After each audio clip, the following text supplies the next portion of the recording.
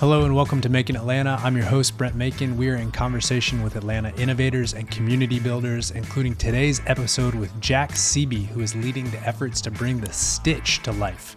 This episode is great for anybody who cares about the future of downtown Atlanta. The Stitch is a project to literally put a cap on the downtown connector, changing an interstate to be a park and green space. Promises to be transformative for the future of Atlanta. So I learned a ton from Jack, excited about the Stitch and what's to come. Enjoy the episode. Thanks. Before we keep going, can you almost just bottom line it in terms of what the Stitch is, what you're building, what the timeline is? Yeah. So the Stitch is a estimated 17-acre park, about 3/4 of a mile long, that we are building on top of the downtown connector interstate, between Ted Turner Drive and Piedmont Avenue, the Piedmont Baker Bridge. So, I think for folks who aren't immediately familiar with those corridors but are familiar with the interstate, it's basically the area between the William Street interchange and the Freedom Park interchange, Freedom Parkway interchange. That section of the interstate works well for a design solution like this compared to other pieces of the interstate, because the interstate today, as you drive through that area, the interstate runs under all the downtown streets. Ted Turner runs under the Civic Center, MARTA Station, Peachtree Street, Cortlandt Street, Piedmont, and so what we're effectively doing is building new bridges in between all those existing bridges that will connect seamlessly to all those existing bridges. And on top of those new bridges, building park space, not that much different to a green roof on top of a building, from an engineering standpoint. And, ultimately that creates that 17 acres of new green space. And, when you walk around this area in the future, you won't even, it's going to feel like terra firma. You won't even realize that there's interstate running underneath you. It will feel like, zoom out 30 years from now, it will feel like the city was, always this way, like Midtown and downtown, aren't these kind of separate islands. Like hopefully development will fill in and it will feel like all up and down Peachtree Street, kind of this continuous main drag in the center of the city. And so it's about kind of filling in that gap that's existed ever since the interstate was constructed, between Midtown, downtown, Old Fourth Ward, Vine City, English Avenue. And so the other piece of that, achieving that goal, is reconfiguring all the streets in that area, which so going into the timing of the project, we've raised a lot of federal funding, gotten the largest federal grant the Atlanta region has ever gotten for this project, thanks in large part to the bipartisan infrastructure law and Inflation Reduction Act. And that combined with local sources is around $200 million.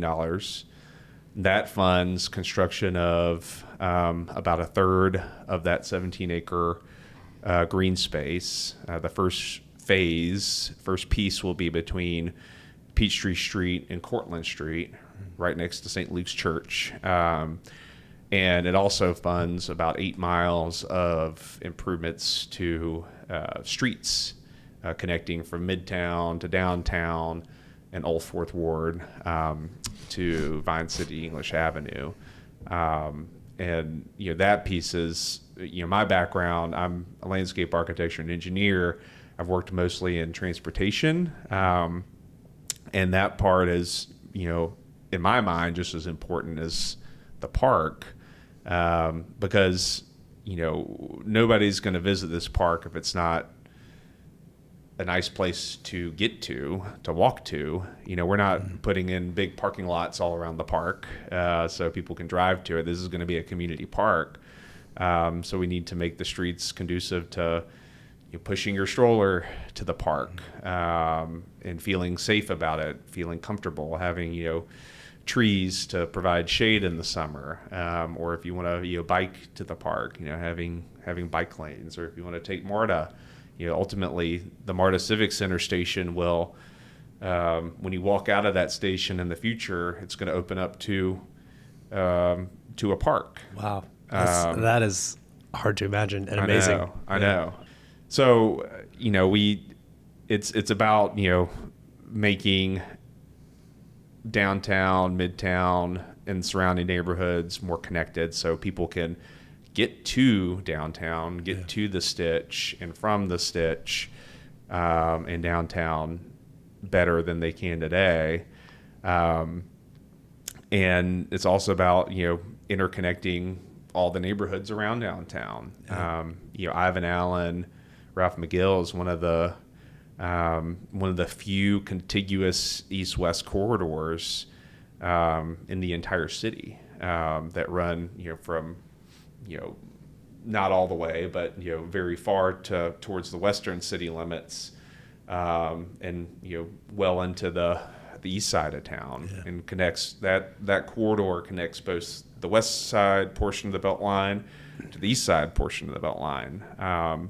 So a really crucial corridor that today is not a great place to walk or bike. Sure. So in the future, one of the corridors that's being improved as part of the Stitch, we envision connecting East and West Beltline, to the Stitch via that corridor. So, in the future, sweet. We'll have this, basically the Stitch will be the buckle. That's also a term that Jennifer Ball coined. It'll virtually be the buckle and the Beltline. Nice. I'm picturing a Pokemon. Just like going together, right? Yeah. If you think about it, you're from like a macro bike trail park network standpoint. Really cool. Yeah. Can you give us a little bit of a history lesson? So you mentioned interstate comes in, rips apart downtown fabric. Is that a byproduct of the interstate coming in? Is that intentional? Like, what's the nature of the need for the Stitch, and like, what does that look like over time? Yeah. I can, send you some. CAP also kind of serves a little bit as, the downtown historian, and it's a really interesting.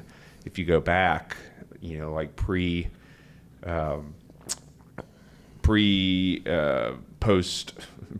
World War II boom. But, back to like, the 40s, when downtown was where everybody came to do their shopping, we had the big department stores downtown, Riches, et cetera.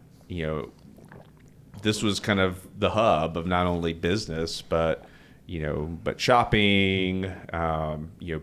People lived above, small businesses downtown, and before the interstates, all the neighborhoods around downtown were within a, short walk, short streetcar ride, short bus ride, depending on, what year you're in, what decade you're in, of downtown. And so, downtown was surrounded by all these, residential areas, which were, some were higher income, some were lower income, majority minority, but virtually everybody around downtown worked downtown, shopped downtown, went to entertainment downtown, and so you had this kind of built-in ecosystem of what I think a lot of communities are trying to do today, create like a live, work, play sort of community center or district. And so after the advent of the car and when we were building out the interstate highway system, in communities all across the United States, cities all across the U.S., these interstates were routed, straight through town, straight through communities, to get people from the suburbs, basically new development opportunities, into the central business districts. And so, that's what happened in Atlanta. We built, the downtown connector, just planned in the 40s, constructed in the 50s and 60s initially, and I-20 as well. And, those were, they avoided the kind of core of downtown, the office, strip, the office core. But they intentionally took out all the low income, lower working class neighborhoods, minority neighborhoods, around downtown. So in the area of the Stitch, it was a neighborhood called Buttermilk Bottoms. Literally called that because that's where all the, before we had a more citywide sewer infrastructure, a lot of like sewage runoff collected in the bottoms, and it smelled like buttermilk. But even though it was a lower income, working class, majority black community, by all accounts, we've done an extensive kind of history report on the neighborhood. It was a very tight-knit community, lots of churches, community-run businesses. There were entertainment venues, there were hotels that catered to black performers when they were coming to town in Buttermilk Bottoms. And when the interstate came through, it was kind of a 1-2 punch. The interstate took out a good bit of the neighborhood, as well as, ran straight through the center of the Sweet Auburn neighborhood, kind of bisecting that neighborhood, and that, which was the most successful, I think, majority black business district, possibly in the entire country at the time. Bisected that community, and I-20 did the same thing to, east and west neighborhoods, around downtown and, across Atlanta. And then the Civic Center was an urban renewal project that was built in the 60s, 70s, which took out the rest of the neighborhood, Buttermilk Bottom. So that neighborhood doesn't exist anymore. Those residents were moved to either move to other neighborhoods or had opportunities to go into subsidized housing, like Grady Homes and things like that. Those churches that were there got, some of them disbanded, some of them moved to the West End, to the South. There's one church still there today that has been there ever since. But a lot of those community connections and that community wealth and that social wealth was all eliminated, by the result of the interstate construction. I read in the Stitch report that y'all put out over 6,000 community touch points and listening sessions at this point, and then you're talking about doing more listening sessions here. I'm curious, how do you scope and run those? Like, what are you trying to get out of them? And then have there been tangible kind of tactical examples of suggestions that have come from the community that have y'all been like, all right, great, like we can incorporate that. Like, this seems like it could be a mutual win. Are there kind of specific things like that have come out of some of those listening sessions? Yeah, well, I think, people were really super excited just about having a community asset in this area. And a lot of, it's really interesting with, I'll start with the park. We developed a few different iterations of park concepts, for people to say what they liked about each and what they didn't like. We eventually merged those into kind of the preferred concept, the park master plan for the Stitch. And can you like conceptualize this park? Like if I'm thinking like Woodruff Park size or like Piedmont Park size, how big is it? What will it kind of feel like in there? Yeah, we actually have a great precedent for that in Atlanta. So the Stitch will roughly be the size and the shape of Old Fourth Ward Park, right off the Beltline. And the hope is that, like Old Fourth Ward Park, we will have that development, like apartments, condos, businesses, hotels, all like fronting the park, as Fourth Ward Park has developed over the years. So that's really, in a lot of ways, the programming will be very different than Old Fourth Ward Park, but in terms of kind of a scale and a feel, the Stitch will be really similar. When we asked community members, what they wanted to see, it was really clear that I think above all else, people wanted green space.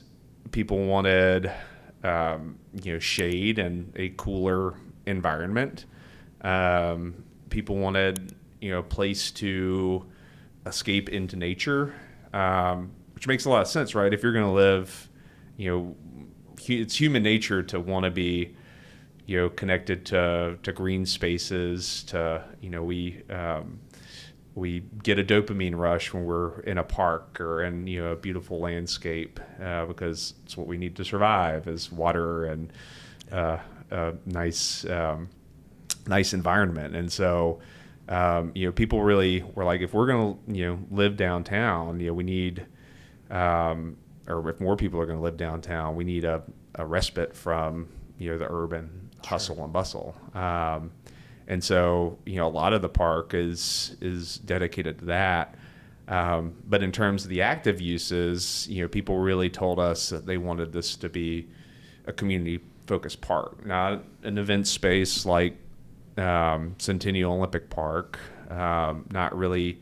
Woodruff Park serves a lot of different uses, but its primary audience, has been office workers and now Georgia State students, I think, in large part. So the Stitch is really serving like Midtown has in Piedmont Park. That serves as the community park for Midtown. Downtown is a little bit too far from Piedmont Park for that to be the go-to park. You can go on your Saturday, Sunday walk with your family, that kind of thing. So the programming reflects that.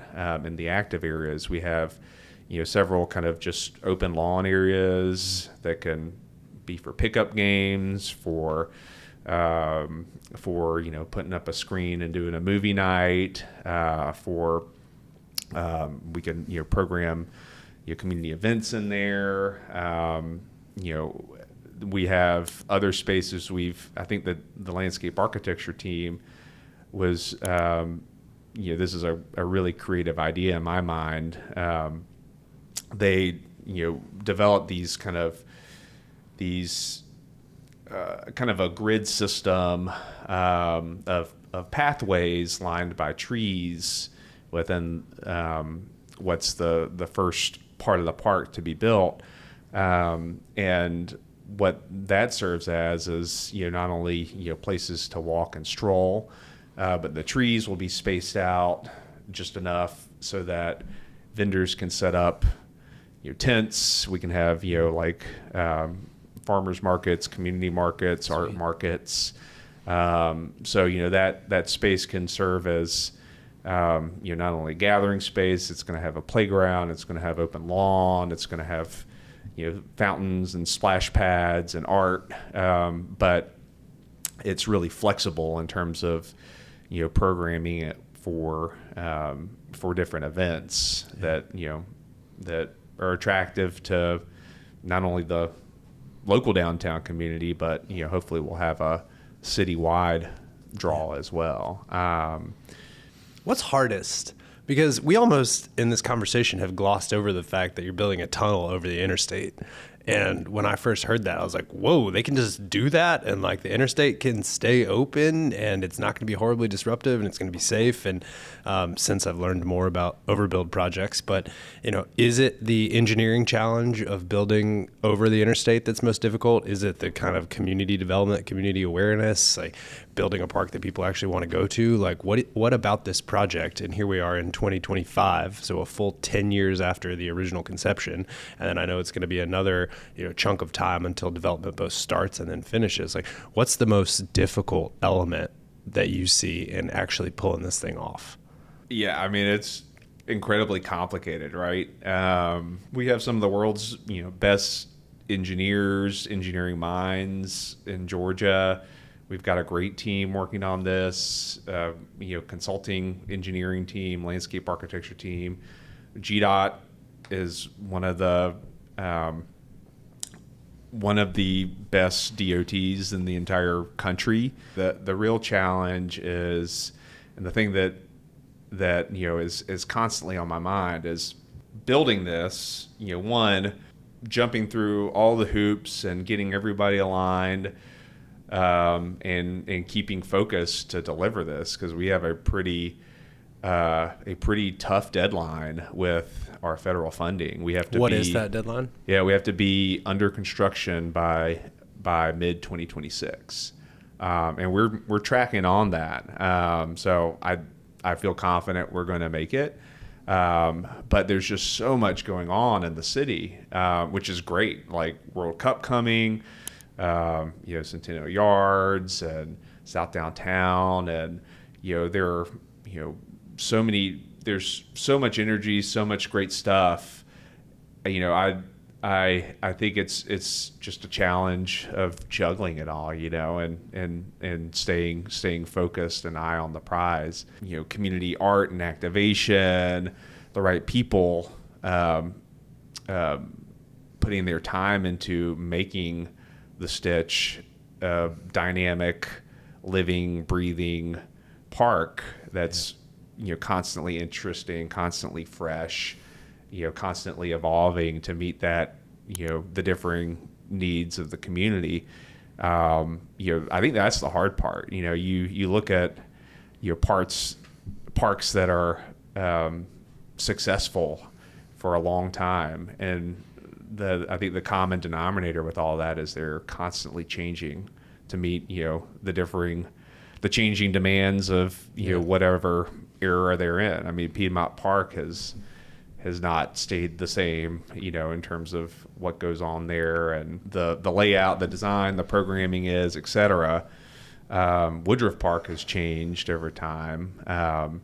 You have to be constantly changing, evolving to meet the changing needs. So I think making sure that we have the right resources and people and flexibility. Sure. Is that I on my notes, failure mode / worries. Yeah. Is that the biggest failure mode that you would worry about? It's like we just build it and it doesn't have mojo or vibes and no one really wants to go, and it's just like, oh yeah, that was a lot of hype about nothing. Yeah.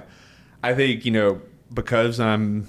because we are constantly thinking beyond, like, yes, we have a lot to do to deliver this project, but a lot of my thought now is, and a lot of our collective thought now with the city and figuring out the way to manage this, which will, I think, in summary, be similar to how the Beltline is organized and managed, with a entity, a nonprofit specific to the Stitch, with its own operations, programming, maintenance resources, and own staff that can, focus on the stitch 24/7. Like that's key.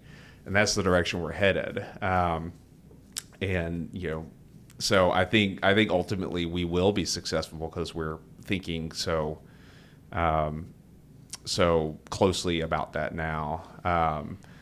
But yeah, it's the Beltline, it was kind of, nobody knew what it was going to be until it happened, right? So I think once we get that first phase in the ground and start investing in the there,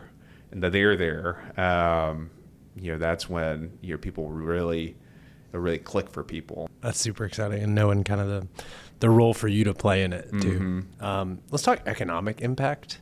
I'd heard that this is projected to have an order of magnitude larger positive economic impact for the city than the Beltline, which was really striking to me because the Beltline just seems like something that is changing the fabric of how people interact and buy and where they live and how they move around.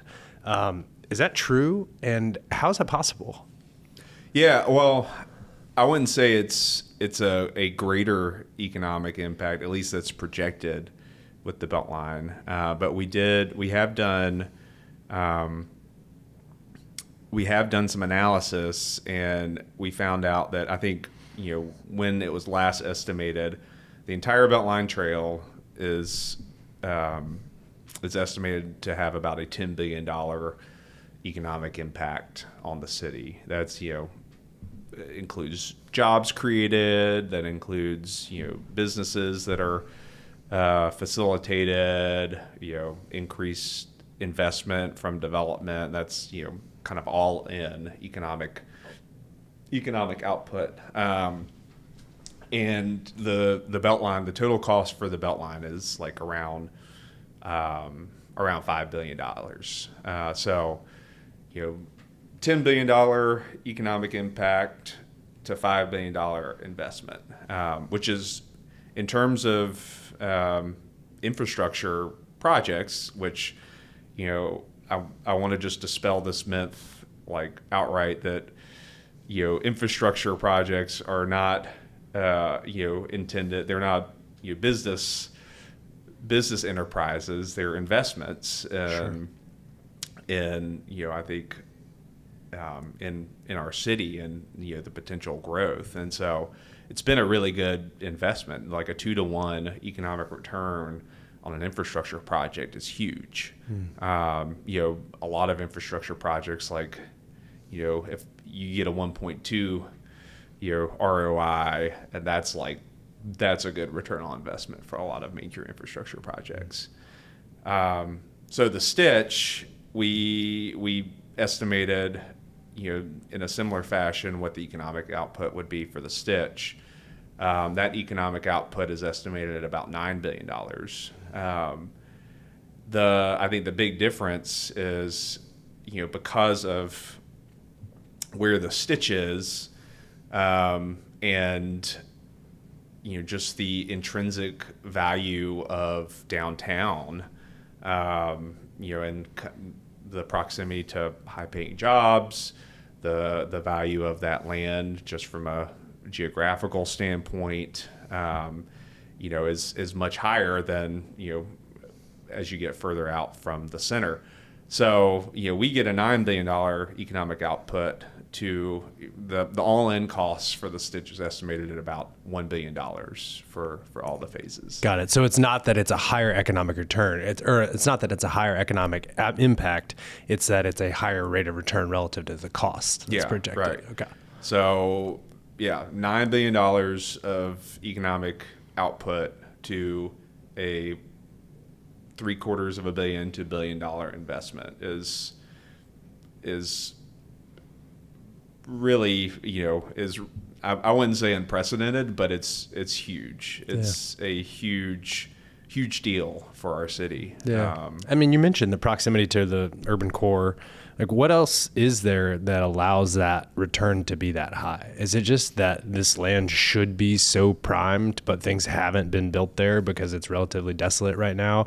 And then if it all fills in with businesses and residential and office space and otherwise. Like it should just be a thriving core. And so that's the bet. Yeah, pretty much spot on. Because they're playing the long game, right? Like the value of that property is way more in the long term than what the market would. Because it's zoned for something high density currently. Right. And so they kind of wait for the Stitches of the world to come on and then trust that somebody might want to like develop something that's high density, multifamily, mixed use retail on that price.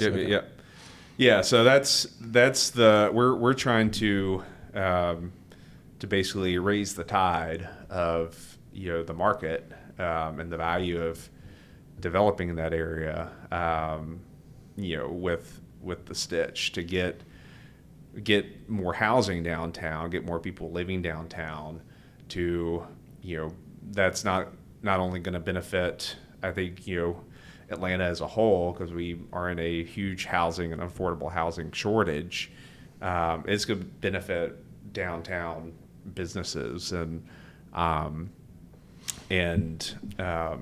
existing property owners downtown, because we're going to have more of a midtown type live, work, play environment, and that 24/7 population baked in. In terms of investing in the area, I think really like now's the time to, whether it's in and around the Stitch or just downtown, there is a lot of opportunity, in terms of, downtown's still a very affordable neighborhood compared with a lot of neighborhoods in the city. The housing that is here is very affordable today. I think like within the Stitch area, we estimated there's within about a half a mile of the Stitch, there's about 10,000 housing units, which is a lot less than what will be there in the future, because we're planning for a huge housing increase in that area. About 6,000 of those are naturally affordable, by regional standards. Looking at kind of average regional incomes and that sort of thing. And so, I think there's a lot of opportunity in downtown, whether it be you want to move downtown, you want to open a small business downtown. Downtown has all these spaces from our historic fabric, for small retailers and artists, naturally today. And so, I think there's I think full stop a lot of opportunity to invest in downtown. And as part of the Stitch, one of our strategies is not only providing financial support, subsidies to make sure that the housing, a good portion of that housing that's created in and around the Stitch, is affordable once it's created, but making sure that we're preserving through things like tax abatements and other financial tools that naturally occurring affordable housing that's around the area today. And we have a goal with the project that's set in our master plan that any existing and new, the combination of existing and new affordable housing in the area needs to be 30% or above, in the future. And we think that equates to, once the Stitch vision is fully realized, creating around 4,000 to 5,000 new affordable housing units, in the city. Yeah, that's a big chunk of housing. Yeah. What did I not ask that I should have, or is there anything else that you would want people to know about the Stitch or this project? Yeah, well, a lot. I'll maybe run through the quick hits of what I get asked the most. The The Stitch construction is not going to close down the interstate for all of the commuters out there. That was when we first approached GDOT, 10 years ago with this idea. That was, if we're going to, move forward and partner with you on this, you can't close the interstate. Sure. And so, and GDOT's actually the one that's going to be building the structure, the cap that the park sits on top of, where we're working through an intergovernmental agreement. The city and GDOT are to build the project, and GDOT's actually going to be the one managing construction of that cap structure. You can rest assured that they are going to make sure that the traveling public is accommodated through construction. Second question I get is, is this going to mess up things for the World Cup? So we plan on starting construction mid 2026, pretty much like right after the World Cup. We're not trying to muck things up for the biggest platform we've gotten since the Olympics as a city. So that's a big consideration for us. I think other question we get is with the federal funding. I know there's been a lot of stuff in the news about federal grants, federal freezes, that sort of thing. We've gotten all of our grant agreements signed by the federal government. We're using those grants, so we don't expect that that's going to impact us, at least at the time being. So it's business as usual right now. Everything's moving forward towards that construction to start date right after the World Cup. Yeah. When you kind of close your eyes and imagine it's all built and it's working and it's not an unused piece of greenery, but it is kind of a vital part of the city. Like, what are you most excited about? If you love cities, you love just being in a city, right? It's all, for me, it's people watching and, watching the buskers, on the corner, or watching, people taking TikTok videos, doing dance moves on another corner. And it's just, that, constant, eye candy and community and coming together and, using a space in whatever way works for you. So I think like that's the most exciting thing for me, is just to see what it's going to mean to a lot of different people. And just, I think, enjoying that space. I mean, I think that's, people, the most exciting thing, I think, entertainment wise to anybody is other people, right? We just get so much joy out of interacting face to face, seeing people, perform, seeing, just, observing other people. And so I think, the hope is that the Stitch will be a place where, people can congregate and, do whatever it is that is meaningful to them.